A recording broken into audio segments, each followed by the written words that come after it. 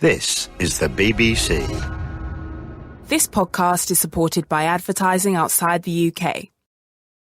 Thanks for downloading the In Our Time podcast. For more details about In Our Time and for our terms of use, please go to bbc.co.uk/Radio 4. I hope you enjoy the programme. Hello. In 1928, as America heads towards the Wall Street crash, Joseph Stalin reveals his master plan. Nature is to be conquered by science. Russia is to be made supremely modern at any cost, and the world transformed by communist example. Into the heart of this vision stepped Trofim Lysenko, a self-taught geneticist who promised to turn Russian wasteland into a grain-laden Garden of Eden. Today, Lysenko is a byword for scientific fraud, but in Stalin's Russia his ideas became law. They reveal a world of science distorted by ideology, where ideas were literally a matter of life and death. To disagree with Lysenko risked the gulag, and he damaged, perhaps irreparably, the Soviet Union's capacity to fight and win the Cold War. With me to discuss Trofim Lysenko are Robert Service, Professor of Russian History at the University of Oxford, Catherine Merridale, Professor of Contemporary History at Queen Mary, University of London, and Steve Jones, Professor of Genetics at University College London. Robert Service, in 1928 Stalin launched the first five-year plan. Could you give us a sense of the context and scope of that undertaking? Well, it was a stupendous ambition, not just to transform an economy, but also to transform a whole society, to modernise agriculture, banking, finance, industry above all, the military, foreign trade, transport, communications, and to do it through a general plan for the entire country. And this was, at the time, extraordinarily ambitious, and it was a contrast with everything that was happening elsewhere in the world, because there was just about to be the Wall Street crash. Capitalism was in crisis around the world. Somehow, one economy at that time was expanding, and it was the Soviet economy. So that it became a model for an alternative way of organising an economy and organising a whole society. Can we just step back a few years to 1917, just to fill in a little bit of the pre-context? Well, the Bolsheviks came to power with a vision of a new kind of state. It would be a dictatorship of the proletariat, run in the interests of the working class, and it would, over time, introduce a wholly new society. And it would require a dictatorship that would be of a temporary nature, supposedly, a one-party state, and that one-party state was going to take hold of everything in the society and was going to mobilise the entire population in the interests of the revolutionary cause. For several years, it met all sorts of obstacles. It had a civil war. It then had to make compromises with its peasantry. And then came the great breakthrough in 1928, when the first five-year plan was announced. And this great transformation started to be attempted comprehensively. But up to 1928, there was a certain amount of give and take, a certain amount of elasticity. I mean, Lenin tolerated intellectuals who were middle class and wore ties and spectacles, which Stalin didn't like very much, and that sort of thing. So it wasn't quite business as usual. It wasn't the sort of Russia of 1914, but it was still going on in somewhat similar way. I think that's a bit of a romantic view of what was going on under Lenin. It was a much tighter regime than anything that had existed in Russia before the revolution. The reason we think of it as a rather gentle regime in the 1920s under Lenin is that it became absolutely cataclysmically worse in 1928. So it's contrast, really.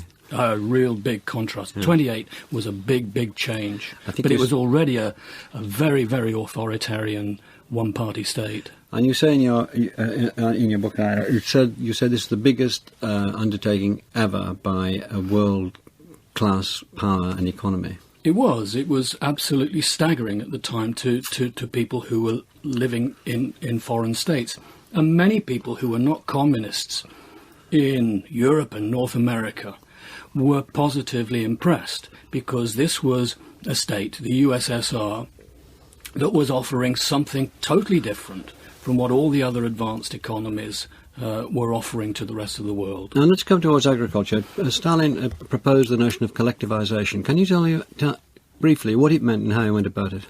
Most people in the Soviet Union, most of the population, was constituted by a peasantry that used pretty old-fashioned methods of cultivation based on household units.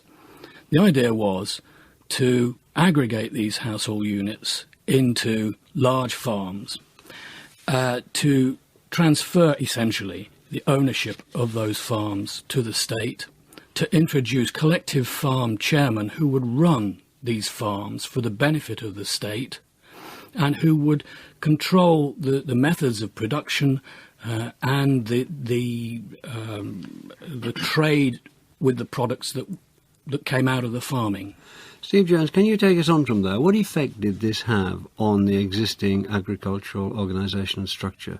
The kulaks, the better-off peasants, who were sort of, let us call them low middle class, and the peasants, some of whom had their own bits of land. What effect did it have? Well, the immediate effect was catastrophic. I mean, large numbers of kulaks were shot. But the longer-term effect in some ways was worse, because the model of Soviet agriculture, which was a scientific model, had one small flaw, which is that the science was complete nonsense.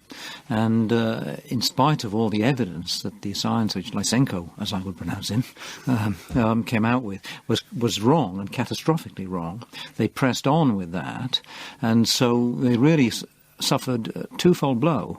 I mean, I think we tend to think, first of all, the economic costs of collectivization, which I think were inevitable. People didn't need to be shot, that's for sure. The same thing happened, of course, in the United States. They didn't call them collective farms, but people left the land and large farms emerged. And they weren't shot or sent to They weren't, no, indeed. No. But, I mean, the economics of farming was much the same in the two. But the crucial difference was that the American model of science was correct, and the Russian Lysenkoist model of science was catastrophically wrong. Let's just go, and come back to that concept in one moment. But what we're talking about is most people who are working on the land in Russia at the time that Robert Surf is talking about, they are told to drop all traditional methods. They're told the peasants are not given even enough to feed themselves. They have little patches behind their huts and so on, some patches of land they can't not adequate to feed themselves. The whole system is being changed radically, and the people who really have been running the system, for better and for worse, sometimes very much for better, are driven out. Basically, all of those who know how to do it are, as you say, shot in great numbers or sent away to labour camps. That's right, and it wasn't simply true of the peasants themselves or the kulaks, the small landowners. It was also true of the agricultural scientists, which in some ways was even worse. So it really was catastrophic. In some ways, I think in many ways, people see in the end the collapse of the Soviet Union starting at just that time because of the collapse of agriculture. So we're talking actually pinpointed about an idea, both a social idea, this is how it would work, like they did very successfully with some factories and manufacturing areas like the arms industry, for instance, applying this to land. But we're also talking about an idea of how this could be done, a scientific idea. Could you tell us about that? Yes, I think the central problem was the lethal mixture of science and ideology. And my own subject, genetics, even in the animal and plant breeding end, has always stumbled into that morass, and it still does to a degree. And the difficulty was that the model which the Soviets had was partly a scientific model. You could observe certain things that if you gave a cold shock, for example, to maize, then they would burst into flower, and that's true. But added on to that was the belief that somehow there was what they called the law of necessary progress, that biology had an end in view, that things were bound to get better. And that fitted perfectly with the Soviet view that one generation of suffering, possibly, would generate Homo Sovieticus, a new kind of human being, which through their parents having gone through torment, would live in this biological, this genetical, this eugenical universe, and everybody would live happily ever afterwards. But they didn't. Because when Robert Surf was talking at the beginning of the programme, he mentioning all the areas that Stalin attacked, outside that was that it was going to change human nature. Human nature is going to be different because they were going to transform that too, and this was part of it. This was absolutely part of it. It's in some ways a mirror image of the Victorian view and the 1920s view in the West, which the eugenical view that you couldn't change human nature, that was actually set in the way you were born, and people were born to rule, people were born to be poor, and this was a law of nature. That was equivalently foolish, but fortunately the machinery of capitalism was much quicker to see through the scientific errors than the machinery of communism was. Well, let's just go back to this scientific idea, then this wrong scientific idea. It can be tracked back. It has some sort of inheritance, doesn't it? And can you bring in Lamarck here? Yes, it has some sort of inheritance, and everybody knows, or perhaps thinks they know about Lamarck. Lamarck was the inheritance of acquired characters man, famously that giraffes would stretch up to get the leaves at the top, and then their offspring would have longer necks as a result. And that was believed for a long time. There was a brilliant scientist at University College London in the 1920s who spent many years cutting the tails off mice to see if he could get a generation of mice with no tails. I think he was a bit depressed when it was pointed out that Jews had been doing the same experiment for 2,000 years. But it was a logical possibility, and many people believed it. Darwin believed it, but Darwin hated Lamarck. And you can see it, Darwin was the gentlest and kindest of men, but he hated Lamarck because of this notion that somehow in life, in biology, there was a direction set to get better and better. Samuel smiles every day, and every way we get better and better. It's not like that. Can I turn to you now, Catherine Merridale, about Lysenko himself? What was he doing in 1928 when Stalin put this into motion? Can you give us some idea of his background, who he was and what he was up to? OK, well, Lysenko was a peasant. He was the son of peasants. He came from Ukraine. And he wore a peasant blouse. He always looked the part, as opposed to the agricultural scientists of the 20s, who always looked to me like sort of Dr. Watson figures, with their Victorian collars and their starched shirts. And he trained in Kiev very briefly. He didn't have much formal education. And in 1927, he was in Azerbaijan in the Caucasus. And his first great breakthrough, which he was very good at publicising, was to get peas to grow in the winter in the Caucasus. And he said that he could actually produce a desert that was green through the winter so that the camels would have something to eat. His next big move was to go into this science of vernalisation, the idea that if you got grain to go through a chill period before you sowed it, you would actually get winter wheat to grow within one season, as opposed to having to go through the winter and suffer the consequences, which often were the killing of the entire crop. And he did his first experiment by getting his father to bury 48 sacks of pre-soaked grain in a snowdrift, somewhat in secret because the rest of the village wouldn't have approved. And he declared that spring that the experiment had been a success, so he didn't wait for the results. Lysenko was always, yes, Lysenko in my case too, was always very good at producing results before he'd actually finished the experiment and declaring a success. And his first success was the peas, but the second was crucial for collectivisation because it was about wheat. Well, this is because he goes on to such incredible power that it's interesting, these beginnings. He could do that and get away with it. As he did for the rest of his life, on bigger and bigger and bigger and more destructive. But it started in his village with his father out there in the Caucasus. Nobody knew who he was. He hadn't been to university. He was sort of self-educated. And he's getting away with it already. He's burying sacks, telling nobody and saying he's succeeded. He was brilliant at self-publicity. He was much better at it once he was adopted by a couple of people who were very good at pushing him for political reasons. But he really had three characteristics that made him successful. And one was that self-publicity, combined with an extraordinary intolerance of criticism. So anybody who said, Comrade Lysenko, this isn't right, they might very well find themselves being attacked verbally by him and then attacked in other ways by the state later on when he became more powerful. So very intolerant. He was also very good at getting the establishment to adopt him. Very peculiarly, the established scientists who were actually very good, the Soviet Union was one of the world leaders in plant biology in the 1920s, semi-adopted Lysenko. They encouraged him. Why is that? I think some of them were socialists and believed it was important to encourage the next generation of new men. Some of them were intrigued, and I think some of them were actually frightened. Here's somebody who does represent the new generation, who's coarse, who's outspoken. If we speak out against him, we're going to look very bad. And I think that was the mistake that the establishment made, in fact, in the 1920s, to tolerate and accommodate with this new culture.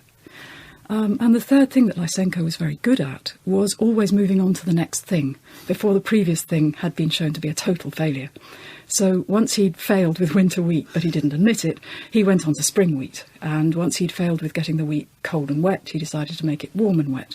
And once the wheat was rotting, he moved on to potatoes and on to maize. So he was always shifting the ground and always declaring victory, and it was quite difficult to keep up with him. There's another psychological connection when he eventually hitched up with Stalin. I got this from reading what you've all written, was that Stalin was looking for people who were peasants, people who had learned on the ground and from the ground, people who were not, let's say, more bourgeois, had not been to university. He on the whole, despised these people, and so Lysenko fitted that pattern perfectly. He did indeed. He was called a barefoot scientist. He was working with peasants in the countryside. He was credited, in fact, with restoring the confidence of a lot of peasants, because collectivisation was such a blow and there was such demoralisation and famine in the countryside. Here's a man who actually works with peasants in their villages. He always talked about doing science in 5 pots in the corner of his greenhouse. You didn't need expensive laboratories. You didn't need nasty bourgeois scientists whose morals and relationship to the revolution were questionable. You could have real sons of the soil with dirty fingernails doing this. And of course it would be done quicker, because classical science requires maybe 10 years to develop a new strain of wheat, for instance, maybe longer. Lysenko was promising Stalin 3 years, 2 years. Partly because he said vernalisation will speed the process, and partly because he said we don't go in for multiple experiments. Why do 1,001 experiments when 1,000 is enough? You know, this was always his attitude. And so we come to Stalin, Robert Service. Now, he took up Lysenko, or was taken in by Lysenko. You'll give us your verdict on that. But just behind that, Stalin was convinced of the efficacy of science, that science was the great solver of all problems, from human nature to army uniforms. And up comes Lysenko after the disaster of collectivization, saying, I can fix it. Is that what sort of the size of it? Well, he was a massive believer, as all Bolsheviks were, all communists were, in the efficacy of modern technology. I mean, he believed that Soviet modernity would be a superior one to American modernity. He was utopian. He picked out from the peasantry and the working class likely lads, they were usually lads rather than lasses, who would then enhance the possibility of transforming society really rapidly. The thing for Stalin was not to proceed by gradualist science, but to set the goals in advance and then cajole, encourage and intimidate people into finding ways to meet the goals. And if they couldn't find them, to fake them. If they couldn't find them, you arrested them. And that induced scientists like Lysenko to say that they could do things that they really couldn't do. The thing about Lysenko that was different from the other scientists was that he came to Stalin with apparently solutions. So he said, I've got your objectives already for you. The others said, well, it might be difficult, it might take a year or two, it might have to be the second 5-year plan, not the first 5-year plan when we do all this. But Lysenko was someone who was in science, the Stalin of science. He was the man who said, I can even give you the objectives, and I can also get to those objectives. Can I just carry on a moment or two more with you, Catherine Merridale? Can you give the listeners some idea of Lysenko's other various notions of how to solve things? The rabbit idea and the clouds in Siberia. The rabbits weren't in fact his. The rabbits were somebody else's, I'm afraid. But they're worth mentioning just briefly. This was typical of the Bolshevik solution to the famine. And the notion that was started during the worst years of the first 5-year plan was that breeding rabbits would actually solve the shortage of meat. And so all factories and all bureaucracies, including the secret police, were given a number of breeding pairs of rabbits and a target for the number of rabbits that they were supposed to produce at the end of the period, and also the amount of fur as well as meat that they were going to get from these rabbits. So this was typical planning, utopian. It was not that stupid an idea. Rabbits do in fact breed very fast, and there is meat and there is fur at the end. The trouble is, in the Russian winter there's nothing green for the rabbits to eat. So they starved, and the rabbit campaign was a failure on the quiet. Lysenko's other ideas, he had plenty of them. He wasn't the only crank, in fact, around at this period. Yeah, but let's stick to him. Sticking to him. If we have too many cranks, we'll get nowhere. Right. But I just like heating up tell us about the clouds in Siberia, then we'll move on. But it's too good to be true. Well, this was actually later. This was when Lysenko was already the king of Soviet biology. And this was to take up Robert's idea that he went to Stalin with solutions. He didn't produce problems. He said to Stalin, amongst the things I can do for you is I can change the climate of Siberia. And he proposed that instead of planting trees, specimen trees, one at a time, what one should do is plant trees in clumps, because within a species you won't get competition between the individual trees. They will actually voluntarily commit suicide so that the best tree in the clump can survive. So peasants were supposed to put hundreds and thousands and millions of bunches of acorns into the Siberian soil, which they did in 1948. And by 1952, the Great Siberian Forest was supposed to have happened. Shostakovich actually wrote some music, the Song of the Forest, to celebrate the future Stalin forest. And of course, by 1952, 4% of the trees were still alive. So it cost billions and came to nothing. Can I come back to the science, Steve Jones? There was a parallel, obviously, intellectual orthodoxy in genetics involving Darwin and Mendel.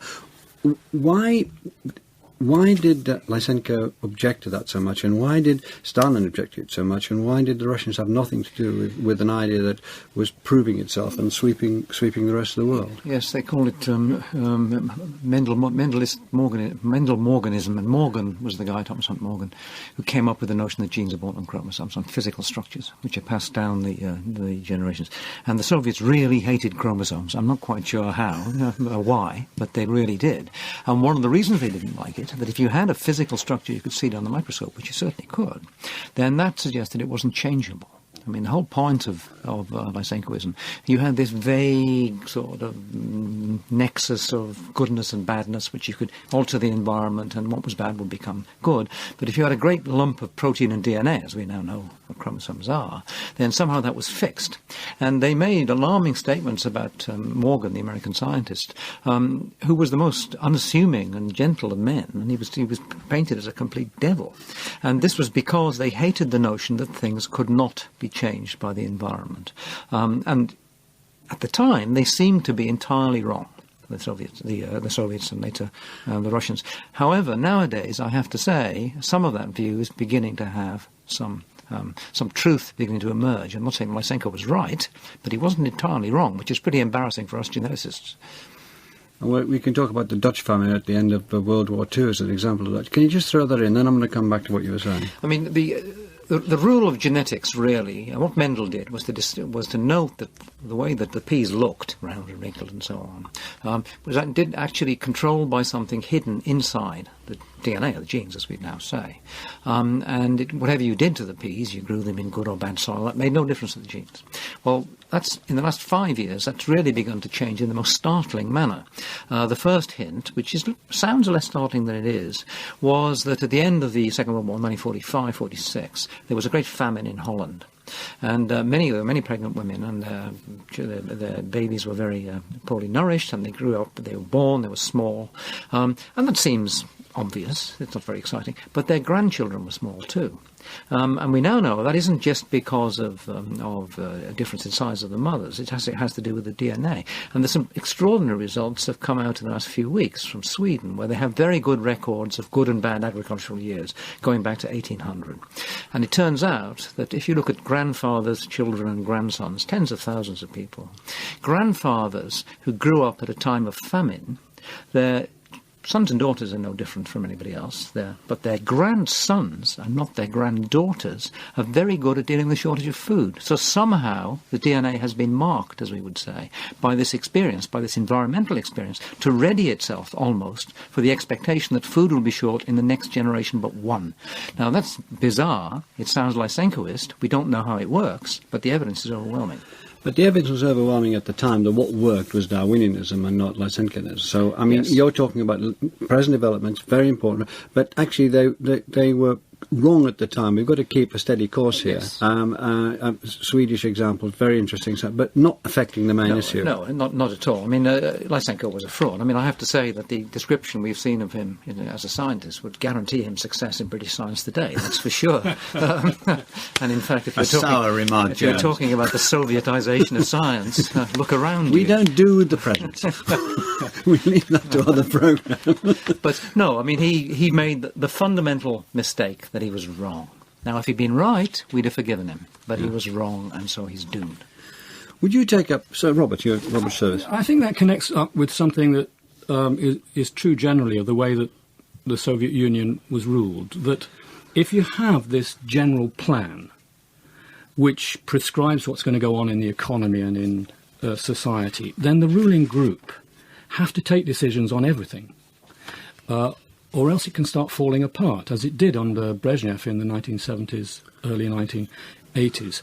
In that case, the ruler or the ruling group have to be the ultimate arbiter of biology as well as of military technology. The interesting thing here is that Stalin, by and large, took the correct decisions about what were the best tanks, what were the best military airplanes, was the Kalashnikov rifle any good? The decisions were correct. In agriculture, and this was a man who read science textbooks, he read popular science textbooks, he forced them on his children, who were demoralised already, but then had this reading list thrown at them by this demon of a dictator. In science, he got things wrong. And yet, when that type of thing happened in military technology, the scientists were shot. But they weren't shot in agriculture. And I think this indicates that much as he took agriculture seriously, he didn't take it as seriously as he took waging war. But he got... Sorry, can I just bring Catherine in here? Because in 1940, Lysenko was made director of the Soviet Academy of Sciences Institute of Genetics, and that gave him a position of unassailable orthodoxy. Can you tell us the consequences of that, Catherine? So we have this man now with his wrong science, explained by Steve, and disaster in the countryside, disaster in agriculture, and now he's become the head of this. If you oppose him in any way, you come to a bad end. Well, let's talk about Vavilov, who opposed him, a very serious geneticist, and quite friendly disposed to Lysenko. And so, what were Lysenko's powers from 1940? What he did to Vavilov was he systematically denounced him.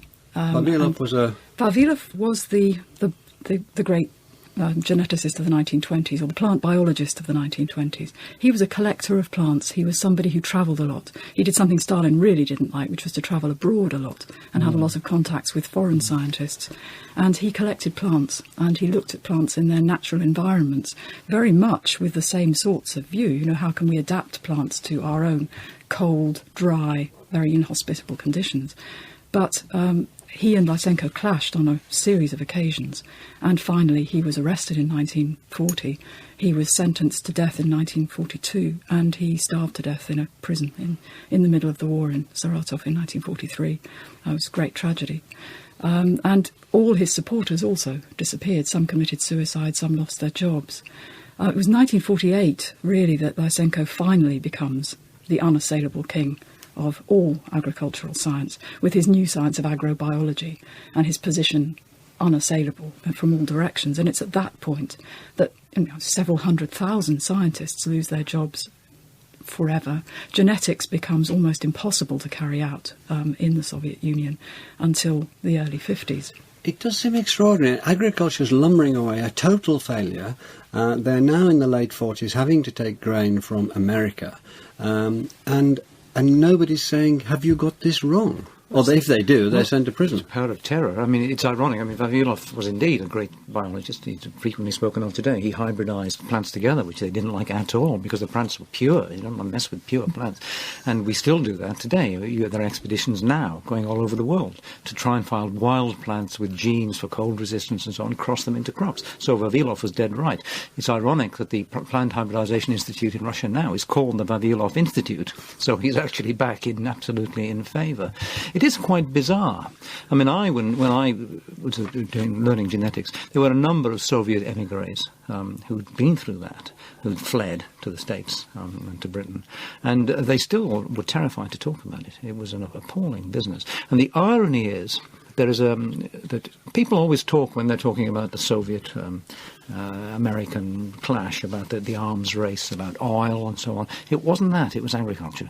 That's what finally killed them off, because they had to import grain from the United States. They did that because of the only well-known geneticist called Jones, two of them, Easton Jones, who discovered that if you crossed lines of maize together, you've got this fantastic improvement in yield. I mean, breathtaking improvement. We still don't understand what this heterosis, as we call it, how it works. But the effect was stunning. So suddenly the United States was the breadbasket of the world, and like everybody who hands out the food, it has a polite hand on the throat of those who are buying it. We see it today, of course. I just, wanted to say that one of the even more shocking things about Lysenko's rise in 1948 is that this is 3 years after the war, and at the end of the Great Patriotic War, Russia and America were allies, and Russian scientists actually had access to American science, and for a very short time, not only did they experiment with genetics, but they also could see the results for American agriculture, most noticeably selective weed killers that they very much needed, and they thought was some terrible capitalist trick. So Lysenko in 1948 is actually going backwards on what is already known in the Soviet Union to have been a mistake pre-war. Robert Service, the reign of terror then sort of bled into the 5-year plan, really. And was this, just for one moment, can we broaden it from Lysenko and agriculture? Is this going right across Soviet society? It is indeed. I mean, you mentioned a few minutes ago, Melvyn, that professional people were being arrested in the early 1930s. So even before, and that included scientists, there was a deep suspicion in Stalin's USSR of anybody who had a toehold in the old pre-revolutionary society. And so through the 1930s, these people suffer persecution. They are deported from the towns. Eventually, in 1937, in the Great Terror, they're named as groups which are to be eliminated and either thrown into the gulag camps or shot. We're talking about hundreds of thousands, even millions. We're talking about millions of people. And the gulag is kept topped up with new victims as the slave labourers die off. And that's going on right through to the death of Stalin in 1953. So the background to all of this is that there is a reign of terror against any specialists, any teachers, any opinion formers in society who step outside the lines of orthodoxy as set by the ruling group led by Stalin. So it's a period of enormous utopian feeling and aspiration combined with enormous, huge, intense trepidation. It's no wonder Soviet people in the 60s and 70s found it hard to unlock themselves from the mental box of Stalinism. We're told, Steve Jones, I mean, the scientific community, ideas ring around the world and so on and so forth. What was the rest of the world doing when this was going on? What about the Americans and the British and the other Europeans and so on, saying, look, you've got it wrong here? Ideology still played a considerable part. I mean, an awful lot of scientists then, and to some degree now, were left-wingers. J.B.S. Haldane, who was a famous geneticist, he really blotted his copybook until 1956 by going along with Lysenko. He kind of wished that Lysenko was right. He kept saying pro-Lysenko things, even though he himself was a towering genius in science. And a lot of Brits, quite a few eminent Brits, went to Russia in the 30s and came back and said they're onto a good thing, and they're setting us all an example. In some ways, as Robert Service has said, in some ways they were. I mean, the industrialization program behind the Urals and so on was very successful. But in the end, the interesting thing about science is, in the end, the truth will out. I remember just 2 or 3 years ago when these bizarre new findings about the effects of the environment on the DNA, everybody mocked at it and said, this is ridiculous, you're not doing your experiments properly. Well, it's true. And we may not like it, but we have to swallow it. And that was the problem. They didn't like it, so they didn't swallow it. And that really was the difference between Soviet science, Soviet biology, and Western biology. Can I bring Catherine in for one moment, Robert? How did the Soviets present Lysenko? Was he their great hero figure to the outside world? Inside Russia, he could do no wrong. He was the great genius. It's still strange, isn't it? As Robert said, the mind lock you get into. You're calling him a genius. You go out of your hut in the morning, and we face a barren land. But nevertheless, there he is. Anyway, that aside, how is he being presented? He's being presented exactly as Steve described, as the great leader of a new kind of agrobiology, a new discipline, which is going to transform not only the Soviet Union, but ultimately the world, because, of course, the Soviet Union will teach the world how to do this new science. And all these people who are messing about with little particles, I mean, Lysenko's attitude to that was, there's nothing beyond the body that we can all see, and this genetics just hinders us. And ultimately this will be overturned, and we'll all be doing agrobiology, and the Soviet Union, as ever, will lead the world in science. Robert, sure. Well, picking up from what Steve was saying earlier, the Soviet Union attracted people from the West who wanted to believe there was an alternative to the ruination of their economy in the 1930s following the Wall Street crash. So not just scientists, but political commentators, philosophers went out there, George Bernard Shaw, the Webbs, and they willed themselves into thinking that this way of planning everything from the top, from the centre, was a better way of running things than the rather messy, chaotic contours of capitalism. So it was this distorting effect of the mirror. There's an irony there, because, in fact, in science, forgetting the ideology for the moment, actually, running things to the centre can work rather well. I mean, the atom bomb, which is, it was a terrible thing, but it was great science, was done absolutely from the centre. The Human Genome Project, the idea of sequencing the whole of DNA, was entirely a product of the ego of James Watson, the great geneticist. And when he set it out, everybody, the squabbling masses of whom I was one, said, this is ridiculous, you're going to take our money away with this absurd, Stalinist scheme, and we looked rather foolish when it worked. So, don't be too rude to the central planners, comrade. I'd like an addendum to that. When the Soviet atom bomb project was set up, it was not Stalin's idea that Einstein's physics worked, and they weren't allowed to use the equations. They were not allowed to use Einsteinian physics. The secret police chief who was in charge of the atom bomb project, Beria, came back to Stalin and said, these boys say they just can't build you an atom bomb unless you let them use Einstein. And Stalin replied, and this shows both his cynicism and his devotion to his own version of science. He said, OK, let them use the equations. We can always shoot them later. They're going to pay for Einsteinianism. Did he? No, he didn't shoot them. No. In fact, they were the barriers of this whole thing, because it was Sakharov who denounced Lysenko much later on. Yeah, let's take Lysenko up in 1948. He's king of the heap. He makes a huge speech which he denounces Mendel and Darwin, and Stalin's very, very pleased by that. So on he sails, more and more lunacies and destructions, and Khrushchev comes in and he convinces Khrushchev. Well, he's actually already convinced Khrushchev, because when Khrushchev was party secretary in Ukraine, which is where he came from too, he'd adopted one of Lysenko's earlier schemes for chicken breeding. And so he was Don't ask. So he was tarred What did he with the cross it with, a turkey? It was what he fed them on. But he was therefore tarred already with the Lysenko brush. And the problem with Khrushchev is that he was already one of the previous regime. So to announce that the emperor has no clothes would actually be to leave himself naked too. So although Lysenko did very cleverly persuade Khrushchev as leader that he could still be the great head of science, and although by this time Watson and Crick have actually won the Nobel Prize, so it's very clear that something interesting is going on in the West, it's very hard for Khrushchev to go for him. So by the 50s, the late 50s and the early 60s, there is a growing interest in genetics in the Soviet Union behind Lysenko's back, as it were, or parallel with Lysenko. But it's taking place in Novosibirsk, not Moscow, and it's not being given as much state patronage as it should be. But Lysenko, although now still the king, is the king with a successor ready with a knife to put in his back.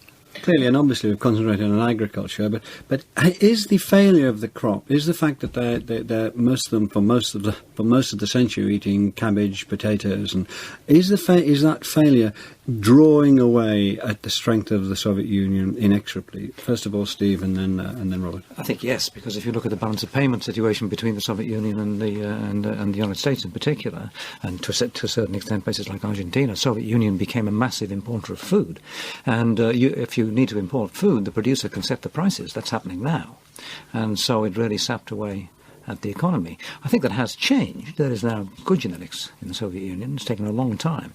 But the astonishing thing to me about Lysenko, as you say, is how long he lasted. He lasted after the double helix. It's quite amazing.